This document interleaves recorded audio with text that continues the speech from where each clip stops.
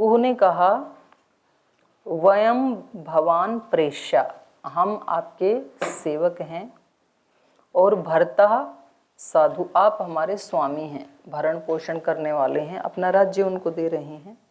इसलिए नह राज्यम प्रसादी, आप हमारे राज्य पर शासन कीजिए। वहाँ भी आया ना, गीता में भी ये शब्द, शिष्यस्ते हम शाधि माम त्वाम प्रपन्ना। तो वो श्री कृष्ण को कह रहे हैं अर्जुन कि मैं शिष्य रूप में आपकी शरण में आया हूँ, आप पूरा अनुशासन कीजिए मेरे जीवन के ऊपर। ऐसे ही गुह कह रहे हैं कि हम आपकी शरण में हैं, आपके सेवक हैं, प्रेष्या हैं, हम आपके सेवक हैं, आप हमारे ऊपर शासन कीजिए, हमारे राजा बन करके आप हमारा भरण पोषण कीजिए, भर्ता बन करके। भक्ष्यं भोज्यं च पेयं च लेह्यं चेदम् उपस्थितं शयनानि च मुख्यानि वाजीनां खादनं च ते। गुहमेवं ब्रुवाणं तु राघवः प्रत्युवाचः, अर्चिताश्चैव हृष्टाश्च भवता सर्वथा वयं, पद्भ्यामभिगमाच्चैव स्नेहसन्दर्शनेन च, भुजाभ्यां साधुपीनाभ्यां पीडयन् वाक्यमब्रवीत्। तो गुह ने कहा कि ये आपके लिए कुछ भक्ष्य पदार्थ हैं, ये भोज्य पदार्थ हैं, पेय पदार्थ हैं, लेह्य पदार्थ हैं, खाने पीने की वस्तुएं हैं। लेह्यम च इदम उपस्थितम, ये सब आपकी सेवा में उपस्थित हैं। शयनानि च मुख्यानि, और सोने के लिए राजोचित, जैसे राजा के लिए होने चाहिए, ये सब वस्तुएं आपके लिए उपस्थित हैं।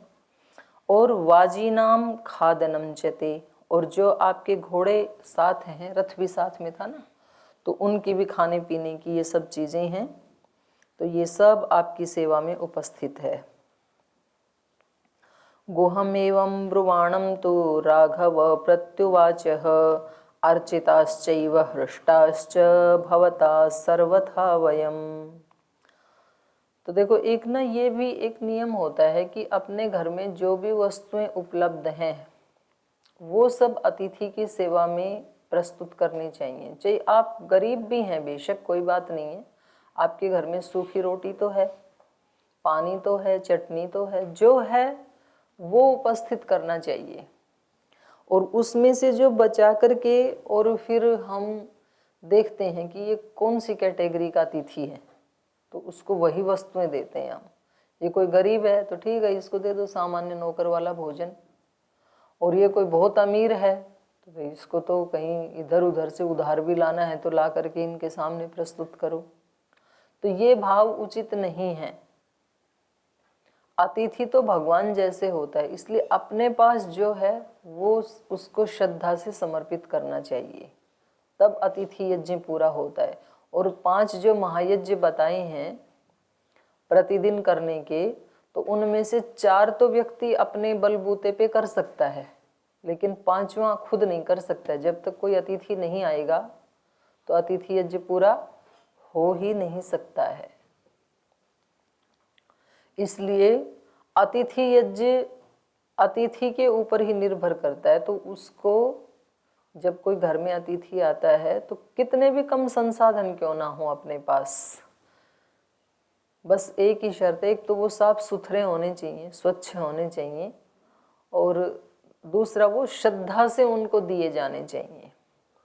नहीं तो व्यक्ति चद्दर भी ना देख के, अतिथि का वो स्टेटस देख के बिछाता है। ये गुरुकुल से आए हैं, बोले इनको सामान्य सी चद्दर दे दो, गुरुकुल वालों को क्या पता है।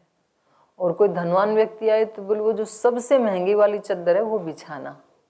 तो ये भाव उचित नहीं है। आपके पास जो अच्छे से अच्छा है वो ही अतिथि को देना चाहिए, क्योंकि अतिथि तो अतिथि ही होता है। तो खैर श्री राम तो इतने बड़े अतिथि हैं इनके, तो इन्होंने सब चीज़ें ला करके श्री राम के सामने उपस्थित की। और जब इन्होंने कहा कि आपके लिए भी, घोड़ों के लिए भी ये सब चीज़ें उपस्थित हैं और आप पूर्ण प्रसन्नता से इन सब का सेवन करें, तो श्री राम ने उनको उत्तर दिया, अर्चिताश्चैव हृष्टाश्च भवता सर्वथा वयम। आपने जो ये चीज़ें उपस्थित की हैं हमारे सामने, इससे अर्चिता, हम अर्चित हो गए, माने हमने आपकी पूजा को स्वीकार किया। और हृष्टाश्च, हम प्रसन्न भी हैं, हम प्रसन्न हैं और हम अपने आप को सम्मानित महसूस कर रहे हैं आपके द्वारा। अर्चन पूजन सब हमने स्वीकार किया। पद्भ्याम अभिगमात् चैव स्नेह संदर्शनेन च, इन सब वस्तुओं से प्रसन्न नहीं हुए इनको देख करके, बल्कि जो आप पद्भ्याम अभिगमात् चैव, जो पैदल चल के हमारे स्वागत सत्कार के लिए जब आए थे, तो हम आपके उस स्नेह संदर्शन से ही, आपके वो स्नेह दिखाने से ही हम तो हृष्ट हो गए थे, हम तो उसी से खुश हो गए थे। तो व्यक्ति को क्या चाहिए? व्यक्ति को अंदर की श्रद्धा चाहिए, सच्चाई चाहिए, भक्ति चाहिए। आपने भी देखा होगा, आप किसी के घर जाते हैं और कोई व्यक्ति बहुत श्रद्धा से आपको बाहर रिसीव करने आते हैं, उनके पास कोई बहुत ज़्यादा ऐसी सामग्री नहीं है, सुख साधन नहीं है भौतिक, लेकिन श्रद्धा बहुत है, तो आप उस व्यक्ति के उस आदर सत्कार को देख करके ही प्रसन्न हो जाते हैं। और कोई व्यक्ति है तो बहुत धनवान, लेकिन जब आप गए उनके वहाँ, आपने उनको प्रणाम किया, उन्होंने ठीक से प्रणाम भी नहीं लिया आपका, और वो साइड से निकल के चलते चलते अपने नौकर को बोल, दे देना इनको रोटी राटी सब दे देना ठीक से। और उन्होंने बहुत अच्छी आपको सब्जी दी, उनके नौकर ने रोटी भी दी, और भी खाद्य पदार्थ बहुत अच्छे अच्छे दिए, बहुत अच्छे बर्तनों में दिए, बहुत अच्छे स्थान पे सोफा आदि पे बिठा के आपको खिलाया, लेकिन तो भी आपका मन प्रसन्न होगा क्या? क्योंकि जो पहले उन्होंने व्यवहार किया वो तो उपेक्षा का किया ना, तो उससे मन खुश होगा क्या? नहीं हो सकता है उससे। तो बड़ी चीज है श्रद्धा, प्रेम, भक्ति, उससे व्यक्ति खुश होता है। तो श्री राम कह रहे हैं आपके ये पदार्थ नहीं भी होते, जो आपने तो बहुत सारी चीजें प्रस्तुत की हैं, भोज्य, खाद्य, लेह्य, बहुत सारे पेय, वो आपने राजा के ही उचित, जो क्योंकि वो खुद भी राजा हैं, पर हम तो इनसे प्रसन्न नहीं, इससे पहले ही हम प्रसन्न हो गए। अर्चिताश्च, हम तो पहले ही अर्चित हो गए। हम तो आपके, जब आप पैरों से चल करके, क्योंकि राजा हैं तो रथ में चढ़ के भी तो आ सकते थे इनको रिसीव करने, गाड़ी में भी आ सकते थे, तो ये उसमें नहीं आए, ये पैदल चल के आए। तो ये भी कहीं कहीं पुराण आदि में तो ऐसे भी आता है कि भाई जब गुरु से मिलने जाते हैं या भगवान से मिलने जाते हैं तो अपने वाहन को थोड़ी दूर खड़ा करके थोड़ा पैदल चल के जाना चाहिए, तो उससे उस व्यक्ति की फिर एक निराभिमानिता की भावना उसमें प्रदर्शित होती है।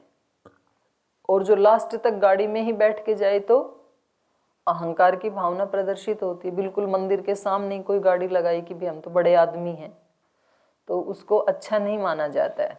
या गुरु से मिलने जाएं तो अब ऐसा तो है नहीं कि भाई बिल्कुल घर से ही पैदल चल के आई, आजकल सबके पास इतने काम हैं तो गाड़ी से ही आएंगे, लेकिन एक उचित दूरी पर उसको खड़ा करके फिर कुछ दूर उसको पैदल ही जाना चाहिए। तो गुह भी राजा हैं, लेकिन श्री राम से मिलने के लिए ये पैदल ही चल के आए, तो इसलिए इन्होंने कहा पद्भ्याम अभिगमात् चैव अर्चिताः हृष्टाश्च भवता सर्वथा, हम तो सर्वथा हर्षित हो गए हैं, अर्चित हो गए हैं, जो आप पैरों से चल कर के आए थे उस स्नेह को देखने से ही।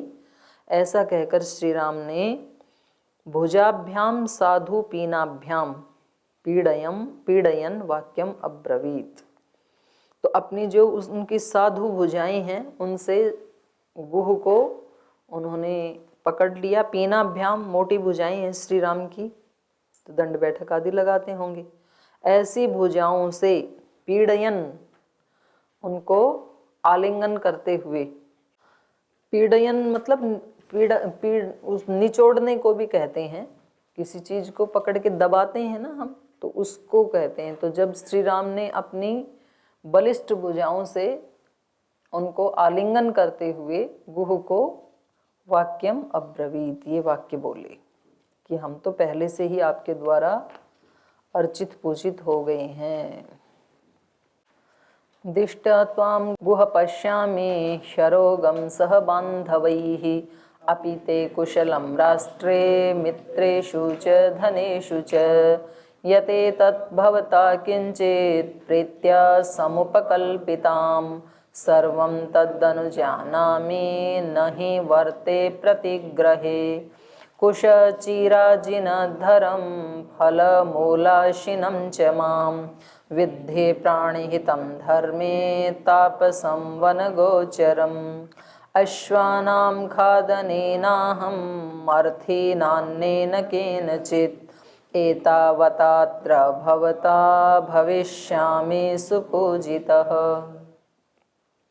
दिष्ट्या त्वां गुह पश्यामि, उन्होंने तो ऐसे कहा ही, गुह ने तो, कि आप जैसा अतिथि हमारे घर में आना ये तो हमारा कोई पुण्योदय हो गया है। पीछे आया था ना ये 16 नंबर में, ये 15 नंबर श्लोक में, ईदृशम ही महाबाहो कह प्राप्स्यति अतिथिम प्रियम। ऐसा प्रिय अतिथि कौन प्राप्त कर सकता है, किसको प्राप्त होता है? ये तो भाग्य से हमें प्राप्त हो गए आप। तो श्री राम भी ऐसे ही कह रहे हैं, दिष्ट्या त्वाम गुह पश्यामि, हे गुह आपको दिष्ट्या, ये सौभाग्य से मैं आपको देख पा रहा हूँ। आप जैसे पवित्र आत्माओं के दर्शन होते कहाँ हैं? तो ये तो सौभाग्य से मैं आपको देख पा रहा हूँ। दिष्टा त्वाम गुह पश्यामि ही अरोगम सह बांधवई, निश्चित रूप से निरोग और भाई बंधुओं सहित।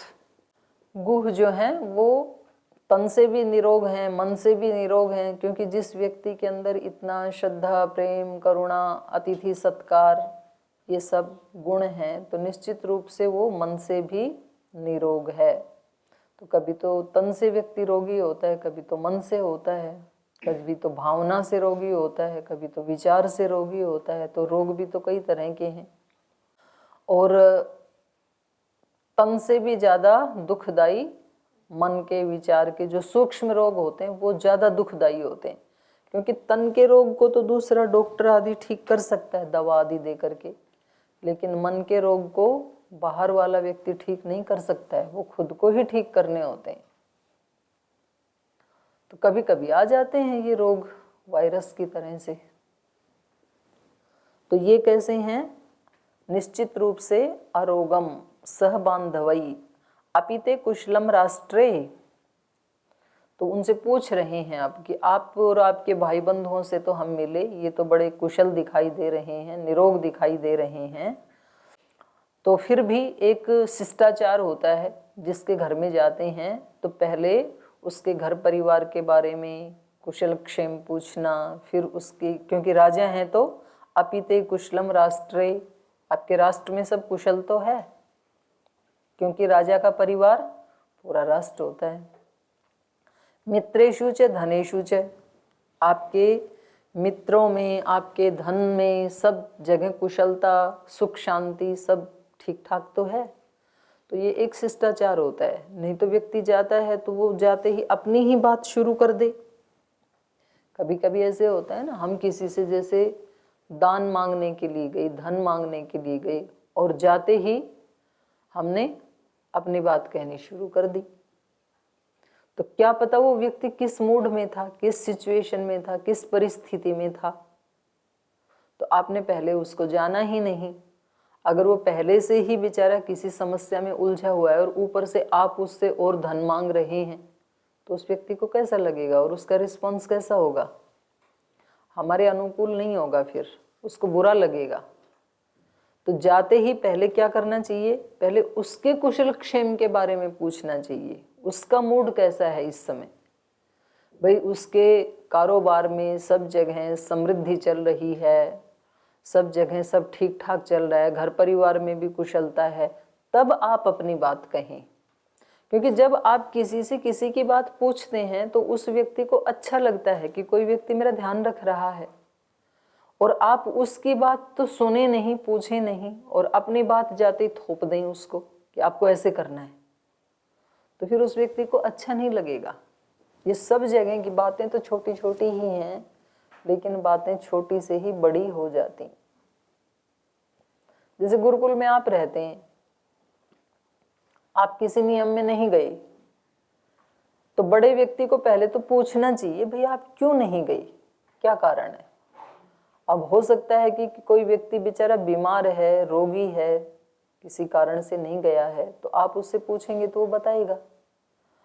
और यदि वो रोगी नहीं है और फिर भी रोगी बता रहा है अपने आप को, तो फिर उसको समझाया जा सकता है कि भाई ऐसे असत्य नहीं बोलना है। और यदि हमने जाते ही उसको कहा कि आप जाते नहीं हो, आप बड़े मक्कार हो, आपको जाना ही है कल से, तो फिर वो व्यक्ति या तो जाएगा नहीं, या तो जाएगा तो फिर मन से नहीं जाएगा। तो सीखने के लिए ये व्यवहार छोटे छोटे हमारी बहुत सहायता करते हैं। और व्यक्ति को सब चीज़ों में, सब नियमों में क्यों जाना चाहिए? क्योंकि कुछ ना कुछ तो वहाँ से सीखने को मिलेगा आपको।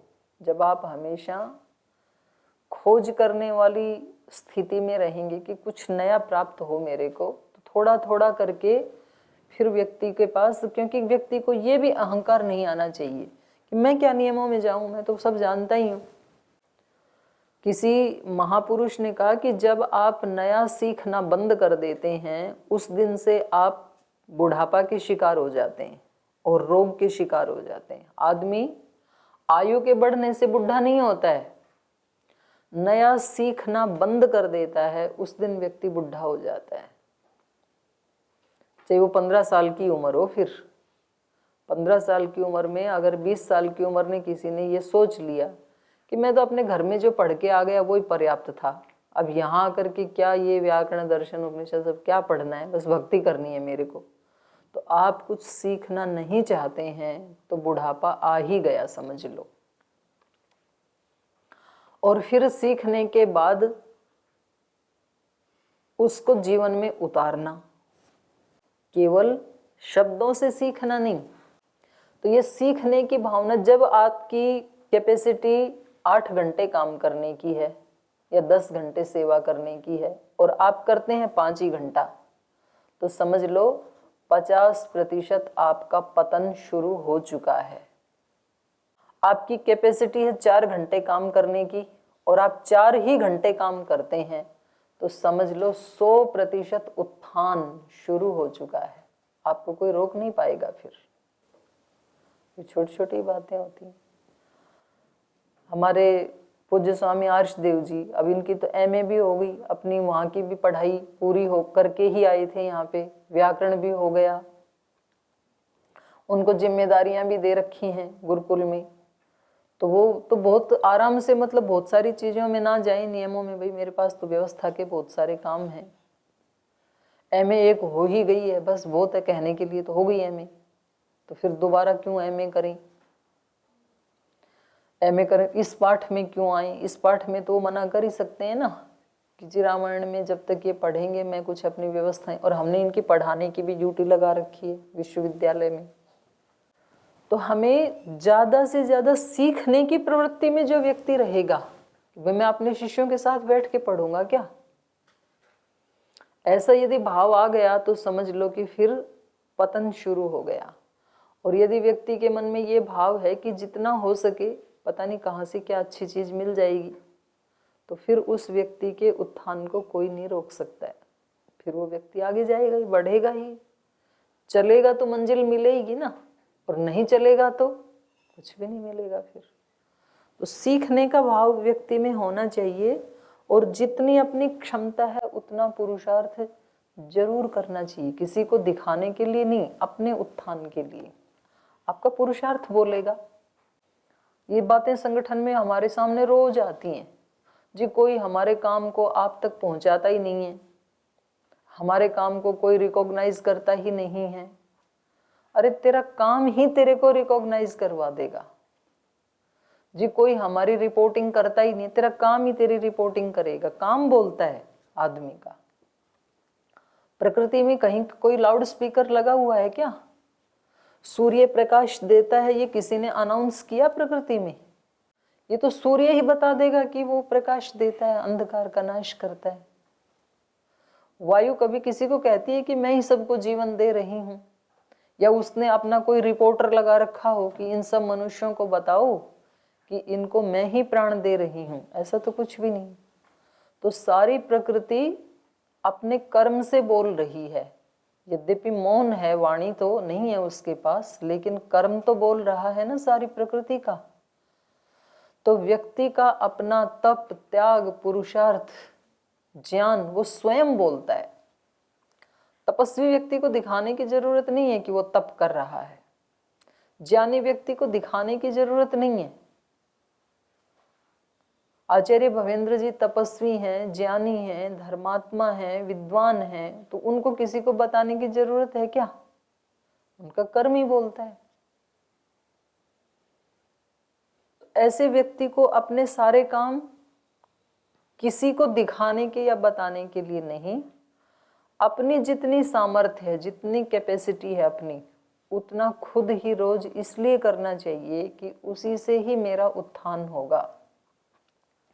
इसलिए खबरदार कल से किसी को भी कक्षा में बुला के नहीं लाना पड़े। मुझे आके रोज 2-4 को बुला के लाओ, उनको क्यों इधर उधर चले गए, क्योंकि ये आपका ही कर्म है और इसको आप जितनी श्रद्धा भक्ति से, निष्ठा से करेंगे उतना आपको लाभ होने वाला है। मेरे को कोई फर्क नहीं पड़ेगा, मेरी कक्षा में एक विद्यार्थी कम बैठे, क्या फर्क पड़ेगा? आपके जीवन में बहुत फर्क पड़ने वाला है। केवल इस कक्षा का लॉस नहीं होगा, केवल मेरे शब्दों का लॉस नहीं होगा, वो जो प्रमाद का संस्कार बन जाएगा वो फिर कई जगह प्रमाद करवाएगा और जीवन में बहुत पीछे ले आएगा अपने को। तो इसलिए अपने को सारे काम जितनी सामर्थ्य है वो पूरी श्रद्धा भक्ति से करने हैं। तो श्री राम बड़े कुशल हैं, तो जाते ही पहले क्या पूछ रहे हैं गुह से कि आपके राज्य में आपका घर परिवार, भाई बंधु मित्र, धन आदि, इन सब में कुशलता तो है, सब ठीक ठाक तो है ना? तो व्यक्ति को लगता है कि कितनी आत्मीयता है, देखो मेरे बारे में सब कुछ पूछा उन्होंने। तो ऐसे हमें एक दूसरे के बारे में पूछना भी चाहिए, और यदि कहीं कोई उसको कोई दिक्कत है तो उसकी हृदय से हेल्प करनी चाहिए, दिखाने के लिए नहीं।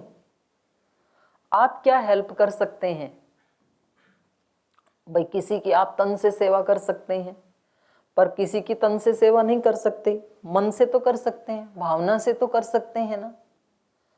तो हमारे ऋषि तो ऐसे ही करते थे कि वो सारे संसार की तन से तो जाके सबके पैर नहीं दबा सकता है कोई ऋषि, लेकिन मन से तो ये भावना कर सकता है ना, लोकाः समस्ताः सुखिनो भवन्तु, ये मन से तो सेवा कर ही सकते हैं। तो किसी भी जरूरतमंद की हमें हेल्प भी करनी चाहिए, उसके बारे में जानना भी चाहिए, ये प्राथमिकता है। तो श्री राम ने भी गुह से ऐसे ही पूछा, यद एतद् भवता किंचित प्रीत्या सम उपकल्पिताम सर्वम तद अनुजानामि। और उसके बाद कह रहे हैं ये हमारे स्वागत सत्कार में ये सब चीज़ें जो आपने प्रीत्या, प्रीतिपूर्वक, समुपकल्पिताम जो हमारे सामने प्रस्तुत की हैं, इन सब को सर्वम तद अनुजानामि, उन सब को मैं जानता हूँ, मैं उन सब को स्वीकार करता हूँ, लेकिन नहीं वर्ते प्रतिग्रहे। वही बात आ गई जो थोड़ी देर पहले आ रही थी, प्रतिग्रहे न वर्ते, उधारी चीजों को मैं प्रयोग नहीं करूंगा, दान में मिली हुई चीजें। प्रतिग्रह क्या होता है? दान। दान में मिली हुई चीज को मैं प्रयोग नहीं करूंगा, क्योंकि इस समय मैं वनवास की दीक्षा में हूँ। तो जो कुछ चीजें मुझे दान मिल जाएं, कोई अच्छा खाने को दे दे, कोई अच्छे पहनने को दे दे कपड़े, और मैं मुनि वाले कपड़े उतार दूं, ऐसा मैं नहीं कर सकता हूँ, क्योंकि मैं दीक्षित हूँ। इसलिए नहीं प्रतिग्रहे वर्ते। तो यहाँ तो श्री राम अपनी वनवास की जो प्रतिज्ञा है उसको केंद्र में रख करके कह रहे हैं कि मुझे माता पिता से, माता कैकेयी से और पिता दशरथ से आदेश क्या मिला है? 14 साल तक मुनियों का जैसा जीवन बिताना। तो मैं खाना भी वैसा ही खाऊंगा, फल फूल आदि जो जंगल में सुलभ हैं, और शैया आदि पे भी नहीं सोऊंगा, क्योंकि मुझे वही मेरा संकल्प है। तो हमें सब स्वीकार है जो आपने प्रीति पूर्वक हमारी सेवा में समुपस्थित किया है, लेकिन मैं इन्हें ग्रहण नहीं कर सकता हूँ। नहीं प्रतिग्रहे वर्ते, आपके इस दान को मैं बरत नहीं सकता हूँ, मैं इसका उपयोग नहीं कर सकता हूँ, क्योंकि कुशचिर जिन धरम फल मूलाशिनम च माम विद्धि प्राणिहितम धर्मे तापसम वन गोचरम। इस धर्म में मैं दीक्षित हूँ इस समय। कुश चीर अजिन धर्म, कुश चीर और मृग चर्म आदि के जो वस्त्र बनते हैं केवल उसी को ही, माने वल्कल वस्त्र जो हैं, या तो उनको धारण कर सकता हूँ, या तो जंगल में पहले जो प्राणी मर जाते थे अपनी ही स्वाभाविक मौत से, तो बाद में उनकी चमड़ी आदि उतारने का कुछ लोग काम करके उनसे कुछ वस्त्र आदि बनाते थे, तो या तो मैं उनका प्रयोग कर सकता हूँ।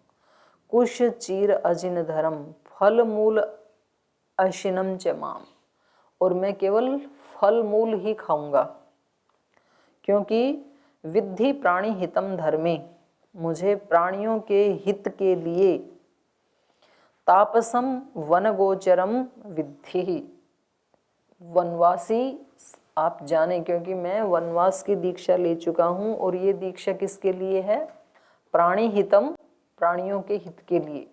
तो मैं वनवास के धर्म में प्रतिष्ठित होकर के और वन में मिलने वाले जो सहज फल फूल आदि हैं उन्हीं का सेवन करूँगा, आपके दिए हुए इन सब पदार्थों का सेवन नहीं कर सकता हूँ। तो बहुत बड़ी बात है ये। तो शेष कल पढ़ेंगे, आज समय हो गया, इस प्रसंग को आज यहीं विराम देते हैं।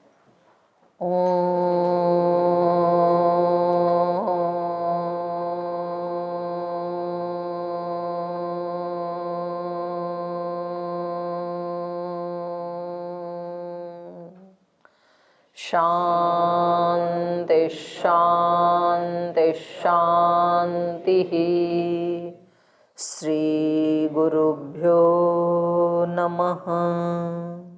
राम का गुणगान करिए, राम का गुणगान करिए, राम प्रभु की भद्रता का सभ्यता का ध्यान धरिए, ध्यान धरिए, राम का गुणगान करिए, राम का गुणगान करिए, राम के गुण गुण चिरंतन, राम के गुण